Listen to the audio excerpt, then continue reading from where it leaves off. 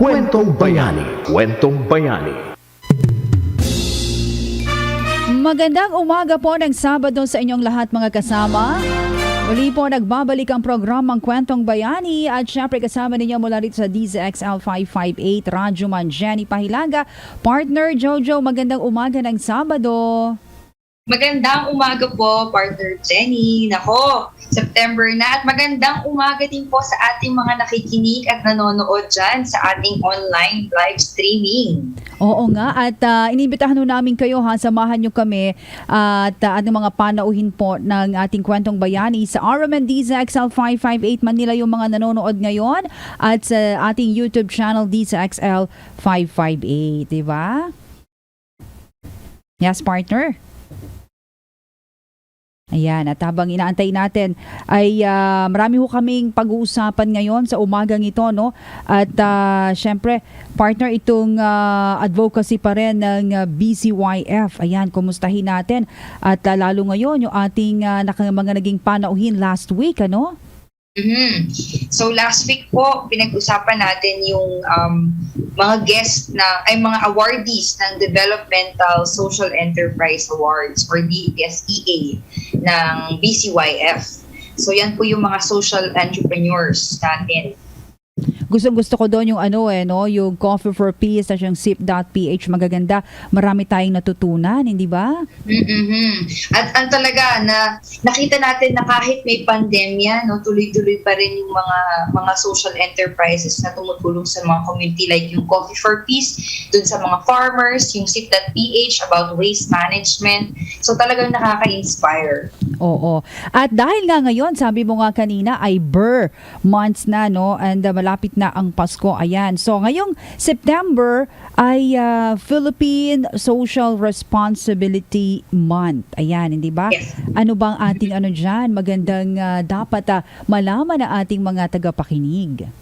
Yes, so kumbaga kung nagkaroon tayo ng guest about social innovation, tapos last week nagkaroon tayo ng social enterprise, no, about social enterprise at mga social entrepreneurs. Ngayon namang month na ito talaga yung month ng BCYF. Kasi we're talking about personal social responsibility. So, kumbaga yung pinaka-core ng advocacy ng BCYF, which is CSR 3.0 or personal CSR. Dito talaga natin mapapag-usapan yung kung ano bang kahalagahan ng personal social responsibility. Tama. At eto nga yung sinasabi natin na syempre yung citizenship, sinasabi nga natin sustainability and social responsibility. Ang lawak niya di ba partner? Para malaman na ating mga nakikinig at nanonood sa ating programang Kwentong Bayani. Yes. So ito yung tinatawag nating CSR 3.0 or personal CSR. Oo. At ano nga ba, no? Medyo bigyan nga natin ng konting background yan, partner, on the part of the, sabi nga yung 3.0, no? Itong CSR natin na to. Yes. So, di ba, meron tayong, as we all know, yung traditional na meaning ng CSR, which is Corporate Social Responsibility. Yun yung madalas na naririnig natin sa mga news and all na ginagawa ng mga corporates. And then, itong CSR 3.0 ng BCYF, mas ginawa nilang personal. Kumbaga, hindi to about the organization, hindi to about the corporation. It's more of you as an individual. So what can you do? What can you commit to create a social change? So kaya siya personal social responsibility na tayo, bawat individual bilang tao, may kanya-kanya tayong responsibilidad, no, na pangalagaan ng ating environment, maging as simple as this, maging mabuting tao tayo, maging mabuting anak, maging mabuting kapatid, maging mabuting kaibigan, mabuting citizen. Yung simpleng tamang pagkanta ng lupang hinirang, yun ay magpagiging isang socially responsible. Napakalawak pala nito, no? At saka yung sinasabi na volunteerism with a purpose. Yun yung pinakalalo ngayon sa nangyayari ngayong ito, hindi ba, na sitwasyon natin. Talagang yan ang hinahanap natin sa bawat kababayan natin at mga Filipino, di ba? Yung volunteerism with a purpose. Yes, yes. Hindi lang ikaw basta nagvo-volunteer, no, partner Jenny. Kasi marami nagvo-volunteer na just because they want it for their good resume. Oo. O kaya naman iba yung iba yung layunin kung bakit nagvo-volunteer, but BCYF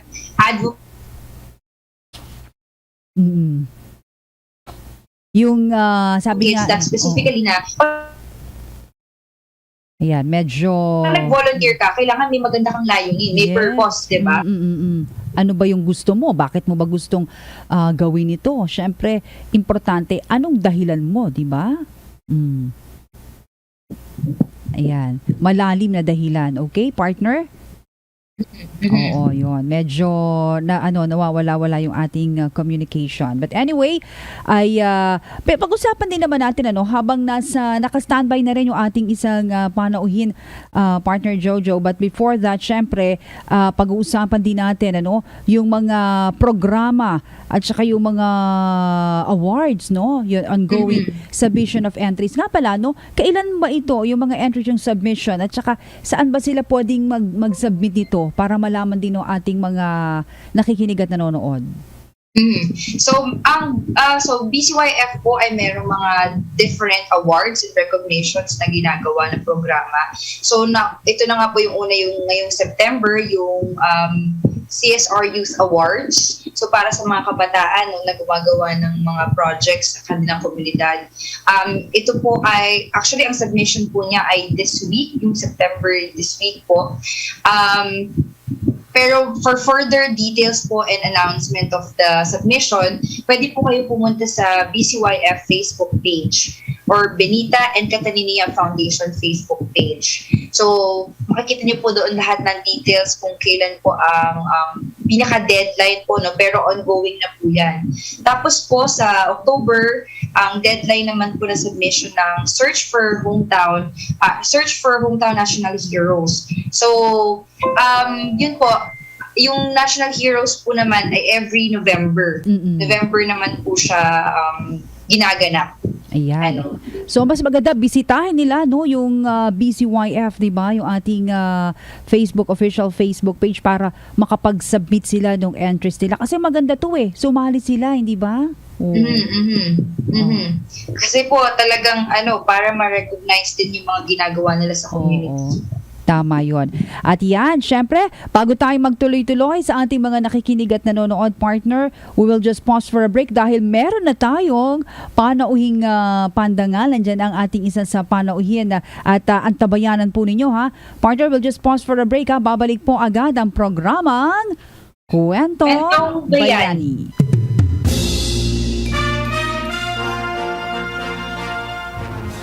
Ang 2021 BCYF CSR Youth Awards ng Benita at Catalino Young Foundation na nagbibigay pugay sa mga kabataan mula 18 hanggang 39 na taon na nakagawa ng mga proyekto tungkol sa citizenship, ang pagiging isang mabuting mamamayan, sustainability, ang pag-aalaga sa ating kapaligiran at social responsibility, ang responsibilidad natin sa sarili at sa komunidad. Ang maaring inominate dito'y isang estudyante o kaya'y isang profesional o entrepreneur. Patuloy pa rin pong pagsumiti ng mga entry hanggang 6 ng Setyembre 2021 at ang awarding ceremony naman ay nakatalagang maganap sa 24 ng Setyembre 2021. Ang CSRYA ay handog ng Benita and Catalino Ya Foundation o BCYF. Kaagapay ang Deloitte Philippines, sponsored ng Group Developers Inc., National CSR Educators Council, Rotary Clubs, Sunstar at ng RMN.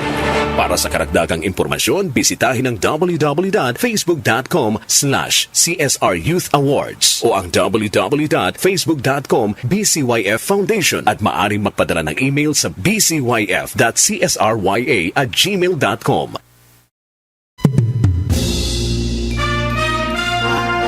Balik tayo sa programang Kwentong Bayani. Ayan, partner. Naku, eto na. Nandito na yung ating panauhing pandangal. Sige, eto. Malaman natin.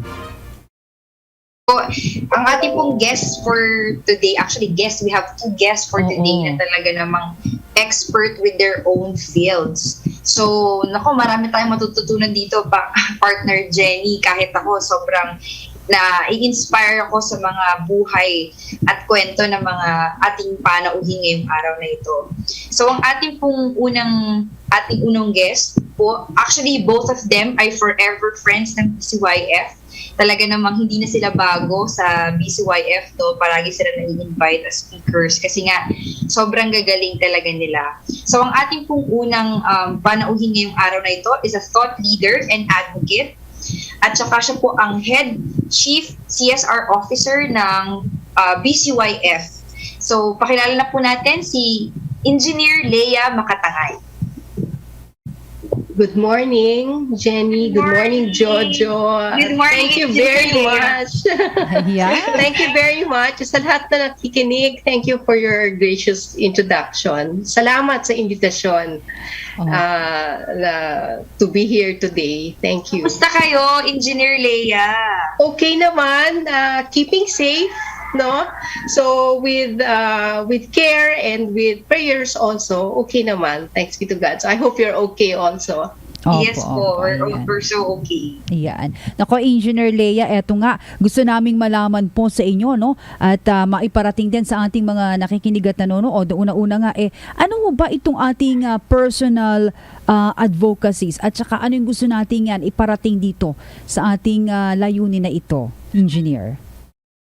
Okay. So, maybe pwede ko pag-usapan tungkol muna sa involvement ko sa CSR 3.0, no, sa mga proyekto ng BCYF, and then I will proceed to the personal social responsibility. Yes. Kasi it's built on this. Is that all right? Yes, go ahead po, Engineer Leia. Okay. Go ahead. So, mas na-involve ako sa social responsibility projects ng BCYF sa pamamagitan ng pagturo at pagsasaliksik. Since I've been in academe, nasa education sector ako for about 80% of my career. No, so babagdating ko muna ang DSEA o Developmental Social Enterprise Award na yun ang unang participation ko sa BCYF. Although na-mention na nga ito ni Jojo several times, no?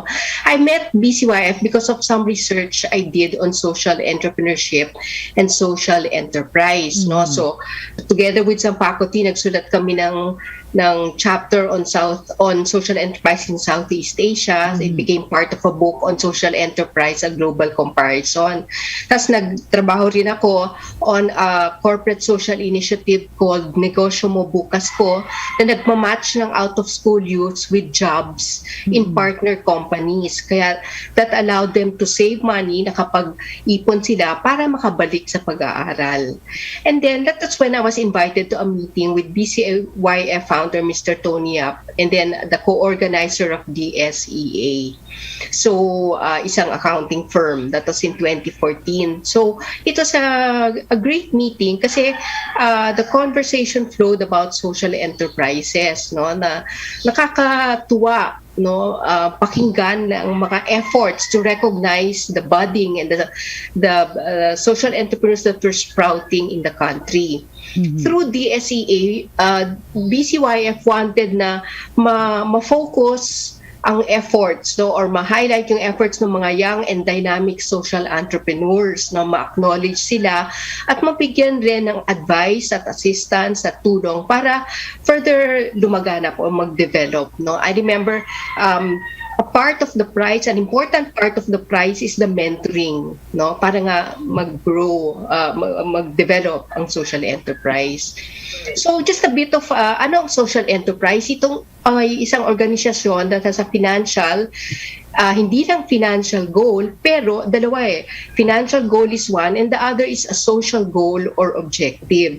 So hindi lang profit ang iniisip, although kailangan yung social enterprise financially stable. But the more important is they're trying to solve a social problem or trying to help alleviate a social situation, no? So BCYF created the first social entrepreneurship roundtable where I shared my research on social entrepreneurship, and tapos yung work nga, yung trabahong ginawa ko para sa corporate social initiative for out-of-school youth. So ang nangyari, nagkaroon ng trabaho yung mga out-of-school youth, so nakapag-impok sila, makapag-ipon at nakabalik either to take a VOCTEC diploma course or certificate or to be able to go back to college. No? Tapos at that time, I was CCP where I was Dean of Engineering. Nag-organize kami together with BCYF yung second and third entrepreneurship roundtables. So these were multi-sectoral meetings from private sector, so mga entrepreneur, mga guro, mga mananaliksik, mga government representatives, companies, NGOs, non-profit organizations, o yung mga financial or lending institutions, at syempre yung mga social enterprises. No? So we tried to define, kasi we felt importante na magkaintindi lahat kung ano ang social entrepreneurship and social enterprise, and to suggest ways and recommendations para mapalaganap ang ecosystem for social enterprises. So, yun yung roundtable, no? Tapos lahat ng suggestions, recommendations, pinaabot through a representative of the office of then Senator Bam Aquino, kasi siya yung champion ng social enterprise sa Senate. So, yung sa third roundtable, si BCYF founder Tony Yap, it is a chance for him to explain the relevance of social enterprises and what BCYF is trying to do in line with the advocacy. No, tapos nakatulong din na nalaman namin lahat ang mga efforts, yung mga initiative ng bawat kada sektor ng bawat ng grupo. And then another is the National CSR Educators Council. So nabanggit na nga ni Jojo yung CSR, no, Corporate Social Responsibility. So this refers to a corporation's or organization's responsibility to act and behave ethically. At para ma-fulfill ang needs and wants yung needs ng mga stakeholders. So sino ang stakeholders? Lahat noon na may stake, S-T-A-K-E, o interest sa korporasyon. So hindi lang yung mga shareholders at owners, pero yung mga customers, suppliers, employees, government, ang kalikasan, ang nature. No, kasi ang korporasyon, corporations can have a lot of power and resources. So it is ideal and recommendable that they use this for the good, right, for the benefit of various stakeholders, no, that they have, hindi lang para sa kapakanan ng owners or shareholders, kundi lahat ng mga stakeholders, no?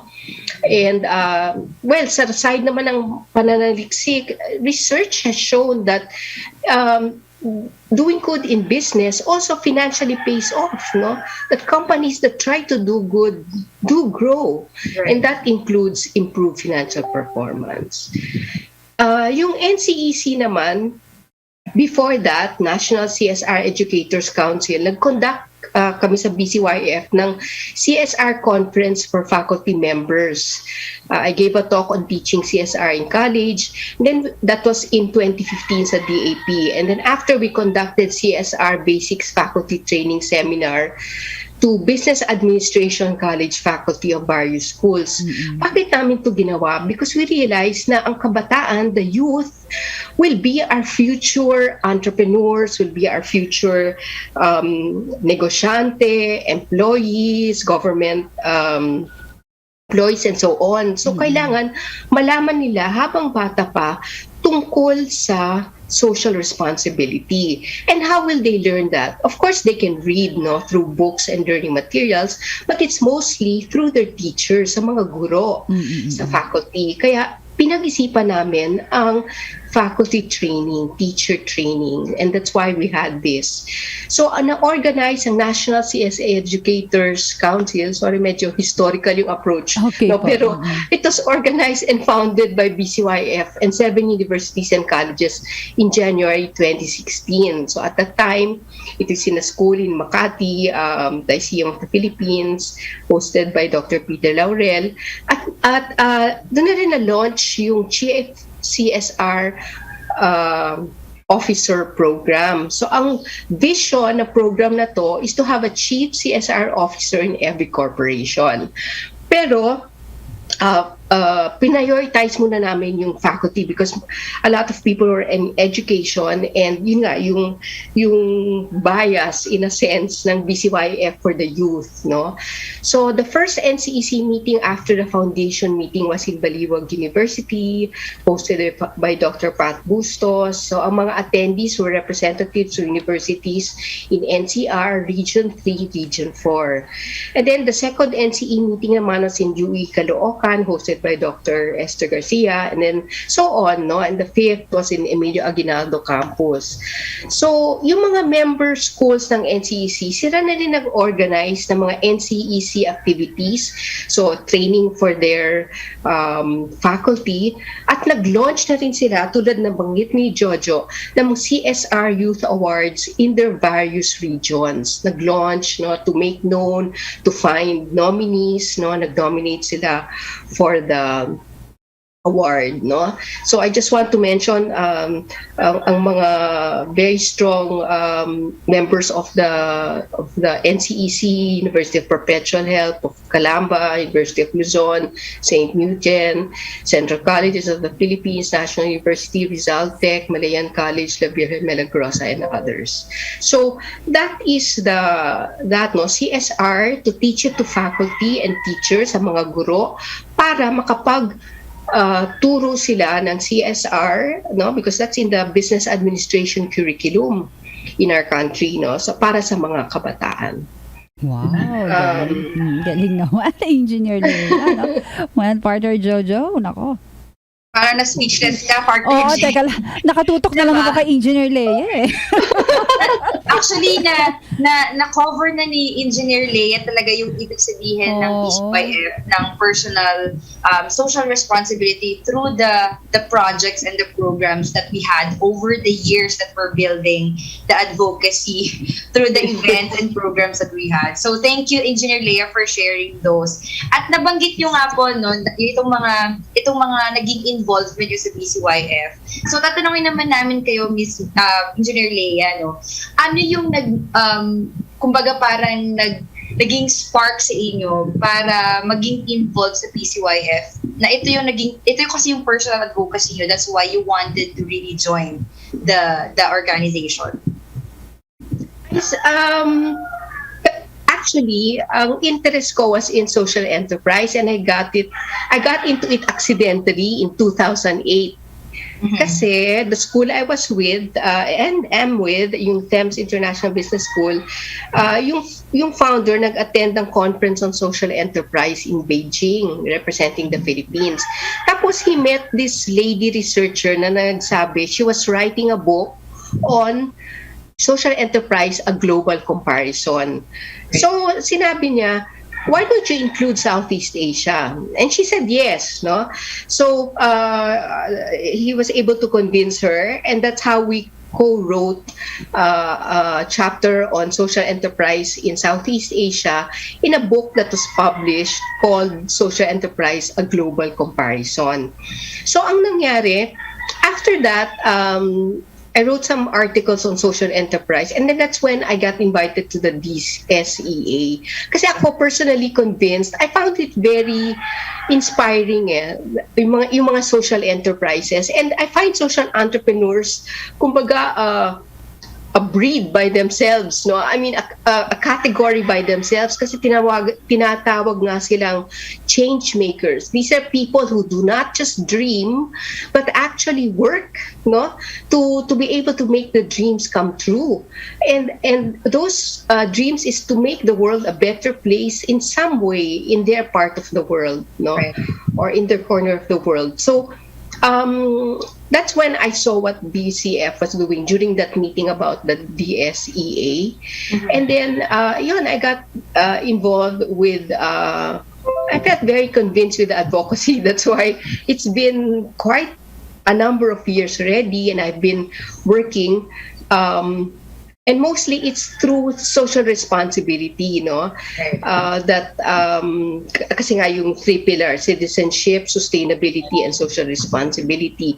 Sa social responsibility, ako more nag-focus. So aside from being aligned with my research work and teaching, nakita ko na yung so much good, no, that PCYF was doing, and the efforts that it was trying to create sa ecosystem, sa mga social entrepreneurs, giving awards, recognizing, giving assistance, helping them grow. So I felt I want to be part of this, no? That's why I've been keeping on with the advocacy through the years. And then tulad nga ng tanong ni Jenny, why personal social responsibility? Kasi I felt kailangan natin itong isabuhay dahil ika nga, no, we have to walk the talk. We have to try to walk the talk. That's why in BCYF, a person can be doing, let's say, corporate social responsibility in a group or organization, but he should also make the effort on a personal level to try to live it. So it's not just thoughts or words, but also actions on a personal level. Right. Yun, di ba? Yun. Importante pala. Engineer Leia, ito po, no, yung tanong Yes. natin. Paano po din kayo po sa bahagi po ninyo? Paano natin may hikayat po, ano, yung mga, sa yung ating po mga nakikinig at nanonood kami lahat, halimbawa, yung mga interesado na maging bahagi po ng BCYF programs na ito, yung mga sabi po nating simpleng mga tao po na mga nakikinig. Okay. Actually, yung mga tao, yung pagsasabuhay ng personal social responsibility can be done in simple ways, no? May mga tao na can do it in a grand scale because they have perhaps the resources and the time and the talent to do it. But for most people, ordinary people, some even do it without realizing it, no? So it can also be done in simple, small ways. So how is that? My take on this, my suggestions or recommendations is to take some initiative. Tulad sa pandemya. Yan, So opo. for example, no, naririnig natin o nababasa natin sa social media, halos lahat ng tao nasa social media, may mga magsasaka, may mga farmers, no, who are delivering directly their produce, mga gulay, fresh produce, let's say to NCR, let's say if you live in Manila, then try to buy, no, to try to buy from this, no, try to buy from them. Or kung sakali, kaya naman, to try to order online to keep alive the food businesses, kasi yung mga food businesses, nag-e-effort sila, no? They're trying to make the effort na mag-pivot na online. Kasi kailangan na, no? This is so necessary na mag-pivot sa e-commerce because of the quarantines. So they're trying to survive, no? And I think this is a way na, in simple ways, if kung kaya, to try to keep ordering online, no? If we can, hindi naman kailangan araw-araw, but as much as possible, para makapagbigay rin ng kabuhayan sa ating mga kababayan. And then another is if you can give a tip to your delivery rider, kung kaya, to try also, also to try to buy from small and local businesses more often, and mag-contribute rin sa community pantry. So kung may community pantry sa lugar nyo, maghanap, pwede rin mag-impok o mag-ipon, whether in cash or kind, para makatulong, no, sa community pantry. Wow, nakaka-inspire naman. Anyway, Engineer Leia, meron po ba kayong nais iparating po na kung saan ba pwedeng mag-follow o malaman po ang inyong page or information? Go ahead po para sa ating mga nanonood or promote. Go ahead po, Engineer Leia. Alright, thank you. What I will recommend is to try to follow this radio show, no, because it talks about BCYF's efforts. To try to follow the page of BCYF in Facebook, because we post the various activities of BCYF, no, yung various awards, tulad ng yun nga, no, hindi ko na mention, pero in February is the Philippine Innovation Week, so yun yung mga innovations in various areas, no. And then this month in September is social responsibility. So every month, no, may mga activities ang BCYF and ways on how to get involved, no. And then if you hear of activities also through the schools, no, for those who are students, no, try to get involved tulad ng CSR Youth Awards, no, at try to join. Tapos kung minsan nag-organize ng mga talks on campus, by that time it will all be online, then please join, no, and keep an open mind about volunteering, no. So that is a way. If I will get personal, that's how I try to keep on with the advocacy with BCYF in various related areas as a volunteer advocate. So yung volunteerismo, that is a way of doing personal social responsibility, no. And another way, pagdagdag sa recommendations, no, let's try to pay fair wages, no. Hindi ako entrepreneur, but for those who help me in the home, I try to pay fair wages and to try to support some of their education expenses of their children. So that's a way also for those who are in the home or who have families, yung mga magulang, that's the way of also living citizenship and personal responsibility. So BCYF has everything for everyone. So I suggest, no, and I had recommended, and maybe Jojo can give you the exact links, no, but to be involved with visit the page of BCYF and listen to RMN Radio and itong show na to, Kwentong Bayani, and the other, malalaman nyo ang mga proyekto, maraming proyekto ang BCYF, no? So, and we are very open and very interested in your participation, and that's it. Thank you. Very well said. Thank you po, Engineer Leia. Thank you very much. Thank you po. Ayan. Maraming salamat. Magandang umaga po. Ayan. Partner, tayo ay magbabalik at meron pa tayong isang panauhin. Thank you to Engineer Leia. Ayan, partner, magbabalik ang ating programang Kwentong Bayani.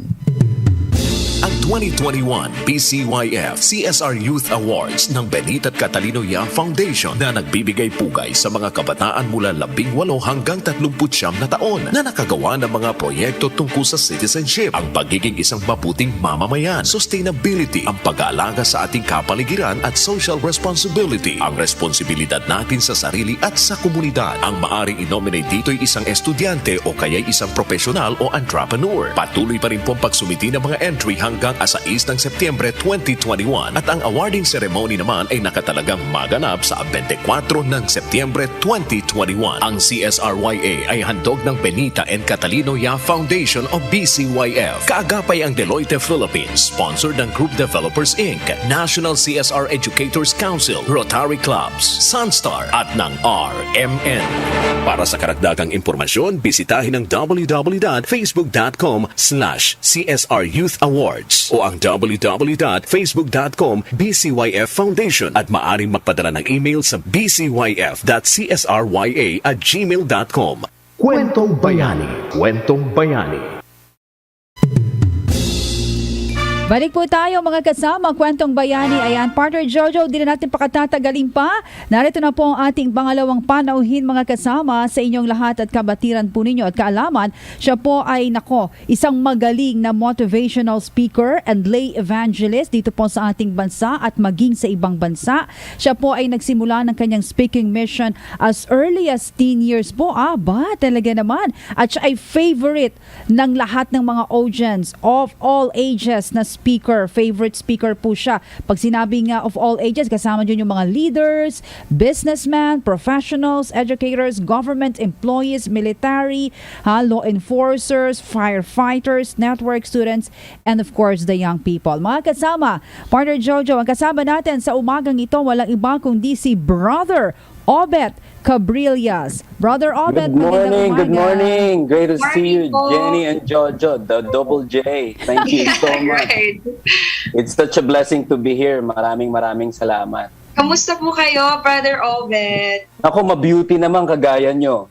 At ito medyo, kasi kagaya ni ni Engineer Lea, mga educators kami.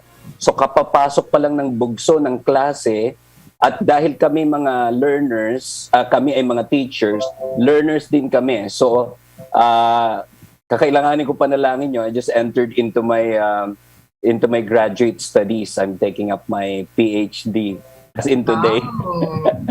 PhD in education sa UP Diliman. So, Mhm. Naku, thank you so much po, Brother Obet, for being here with us this morning.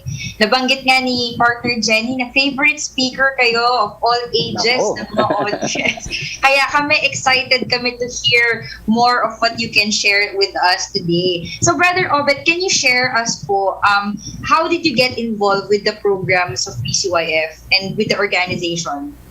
napakagandang tanong yan. Alam nyo, meron akong kaibigan, isang napakabuti, napaka-generous na philanthropo at in my perspective, misyonaryo siya. Itago na lang natin siya sa pangalang Antonio Yap. Tony Yap. Si Tony, narinig niya ako sa isang event. I don't know where. Kasi po ako ay isang misyonaryo. I'm actually a preacher and a missionary. Pero every so often I get to be invited in corporate events. So motivational by nature. Narinig niya ako at mula noon, gusto niya na akong isabak sa napakaraming adhikain ng BCYF. And I believe you can never remove the CSR, especially the personal, the social responsibility to spirituality. Ayan, nakikita niyo yung video na yan. Sinasabak ako ni Tony kung saan-saan.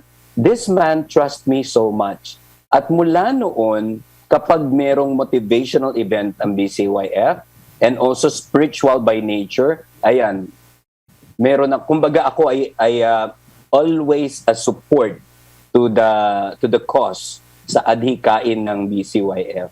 So yun po, mula noon naging matindi na ang aming bond to the point na binigyan niya akong pagkakataon and opportunity na makapagturo rin sa St. Anthony College of Technology and also STM. So I'm now the director of this Introspec. Introspec would be in charge of personal development. So kasama sa adhikain ng BCYF. And also RFV, Religion, Faith, and Values. Focusing much on the spirituality. Yun Jo. pala. Yun ang complicated answer sa simpleng tanong niyo. Ayan. Pero, Jenny. ayan. Brother Obet, ito, no, partner Jojo. Gusto ko itanong po, Brother Obet, paano po kayo napunta dyan sa yung personal po ninyong adhikain o yung advocacies po para sa ating mga kababayan at mga malaman po no ating mga nakatunghay ngayon sa atin, nag-aabang? Ako, ang mga tanong nyo para talagang ginagalugad ang aking kaluluwa. Ako po ay, bago po ang lahat ng yan, napakaganda ng aking announcement na mag-aaral ng PhD. Bago ko mag-aral sa campus, ako muna yung isa sa mga public enemy number 1 ng Universidad ng Pilipinas. Bakit po? Once upon a time, ngayon na nasa Panginoon na ako, dati wala, totally wala. May mga ibang tao nagbabasa ng Bible. Ako po, hinihit-hit ko ang Bible.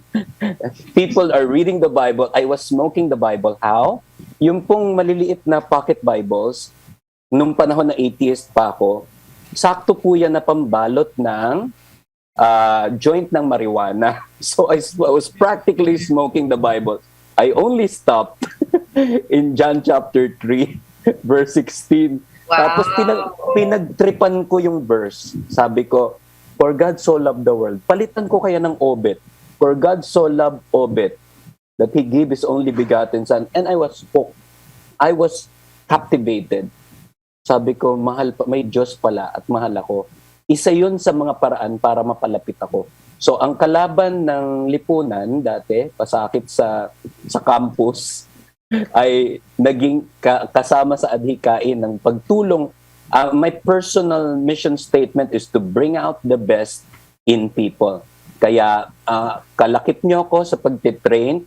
I believe BCYF is coming up soon with free training for coaching and so on. Kailangan ngayon.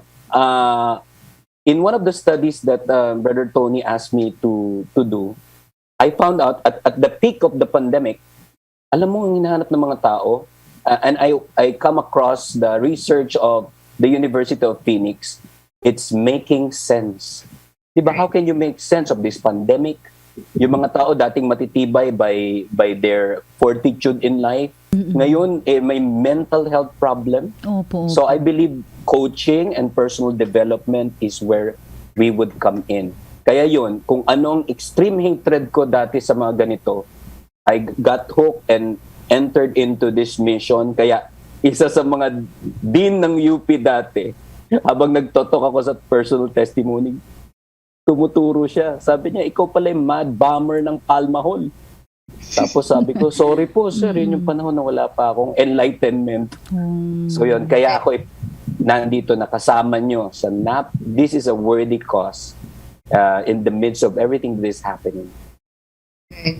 So, follow-up question ko lang po dun, Brother Obet. No? In general po, kasi pinag-uusapan natin kasi ngayong September, highlight month ng personal, Philippine Social Responsibility Month, CYF. And we're talking about personal social responsibility. Kayo po, in your personal opinion, in general, paano po maisa sa buhay ng mga taong individual ang personal social responsibility? Okay. I come across this missionary and also a superb author by the name of Pierre Teilhard de Chardin.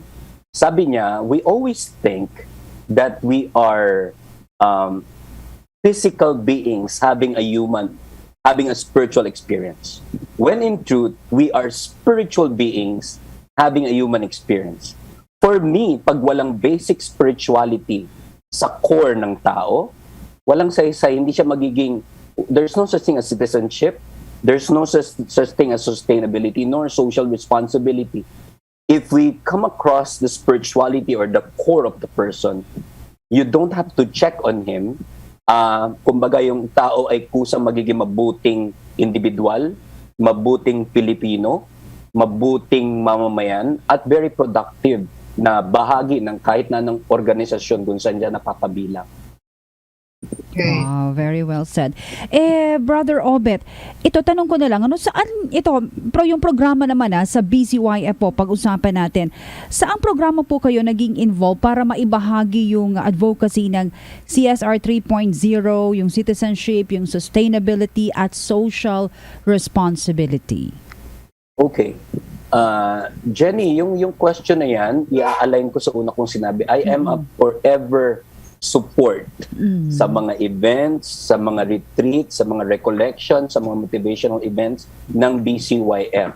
And also, nahatak ako bilang judge at bilang audience sa mga evaluation ng ating mga awards or mga Bayani Awards ng BCYF.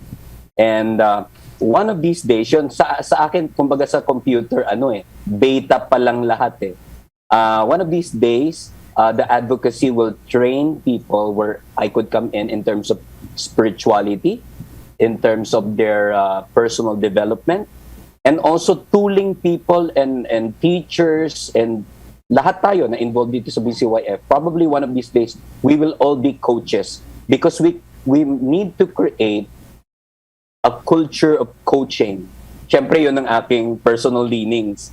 Pero naniniwala ako na oo Kasi meron tayo, although nag-adhere ako sa effectiveness ng mga psychologists, pero pag sinabi may kausap kong psychologist, naku, may ganun yan. Yung ganun, I think that would be to the extreme. But imagine if teachers are also coaches, if managers are also life coaches, if every person is trained for coaching, trained to listen, trained to see, to bridge the gap between what the person thought he cannot, but what actually he can. I'm a personal witness to this. I've seen people on the verge of giving up. Tapos, kasi sa coaching, you just ask a life-changing question.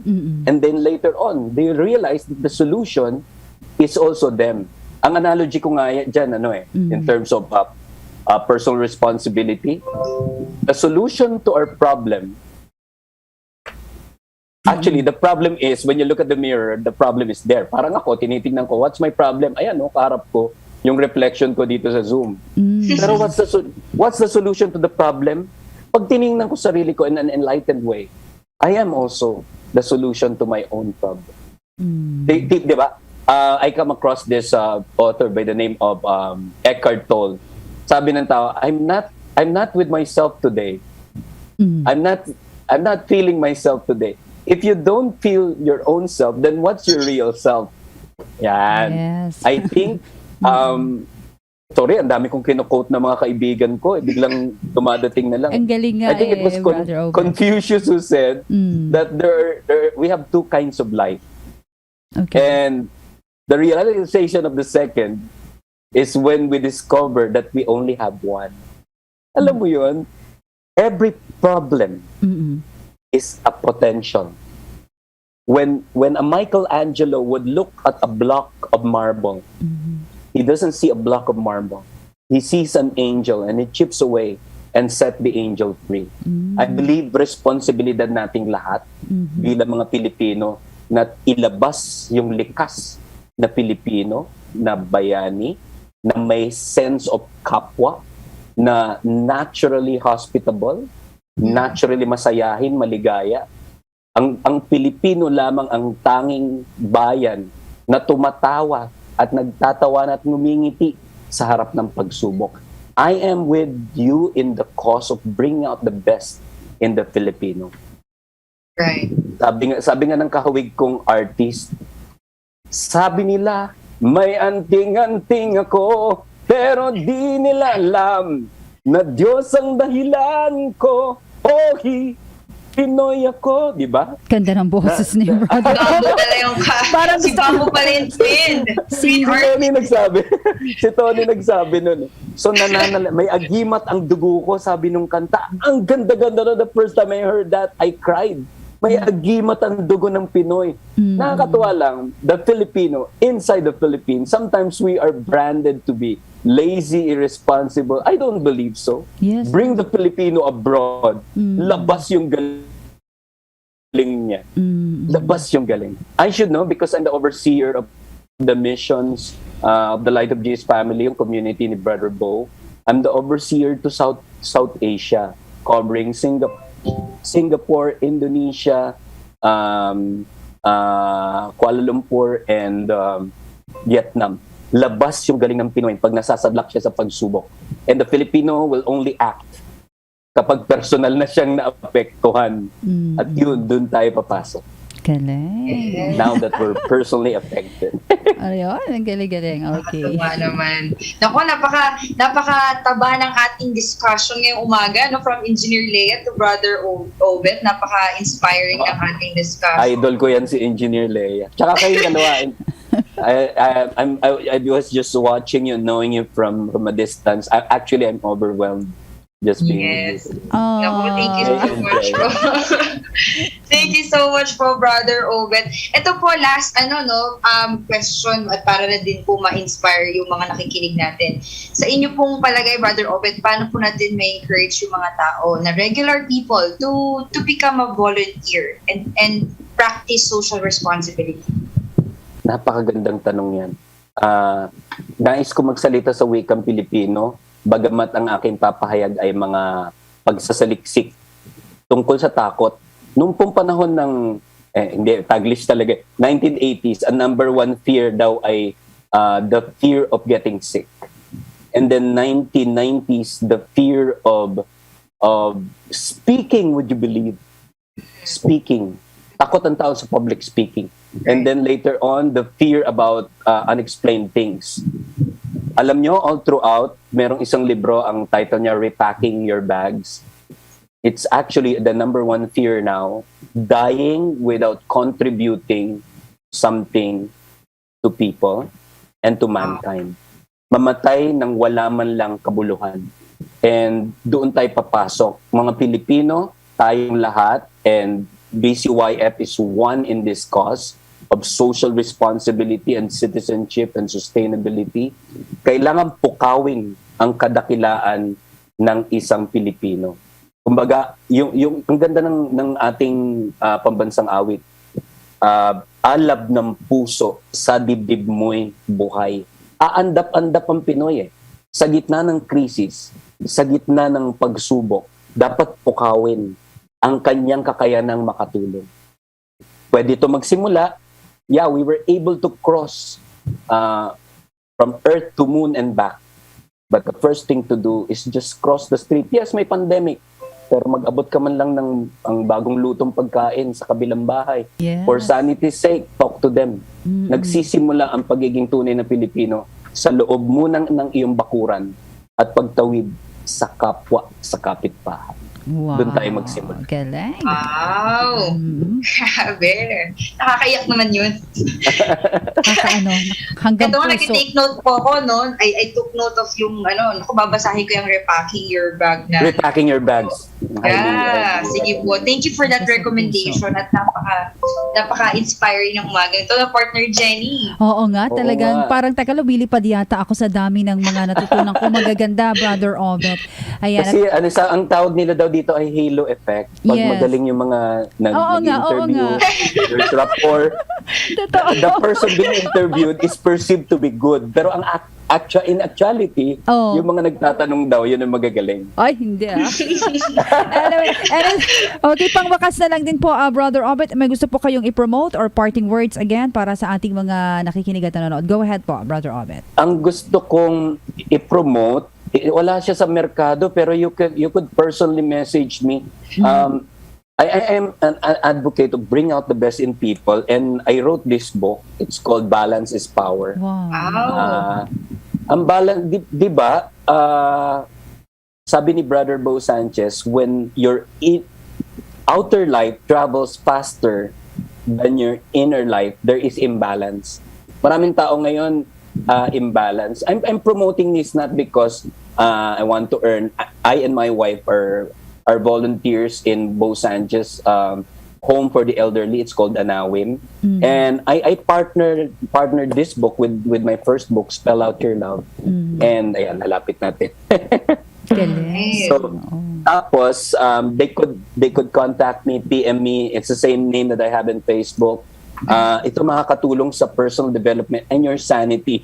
Also, dito sa pandemic na ito. I'm advocating, if Stephen Covey has 4 faculties in your life, I have 6. Namely, IQ, EQ, PQ, SQ, WQ, and AQ.